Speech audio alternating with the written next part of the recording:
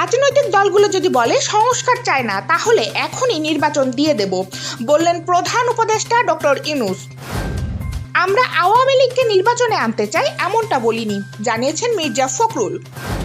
জিয়াউল আহসানকে বসনিয়ার কসাই কারাদ্জিচের সঙ্গে তুলনা করেছেন চিফ প্রসিকিউটর মোহাম্মদ তাজুল ইসলাম।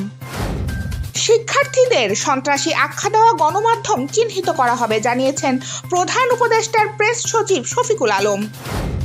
5 দিনের রিমান্ডে সাবেক আইনমন্ত্রী আনিসুল হক।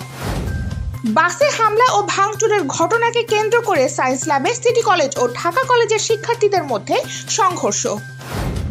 রাজধানীতে পুলিশ ও অটোরিকশা চালকদের মধ্যে সংঘর্ষ, 2 পুলিশ আহত। এবার কিয়েভে দূতাবাস বন্ধ করল ইতালি।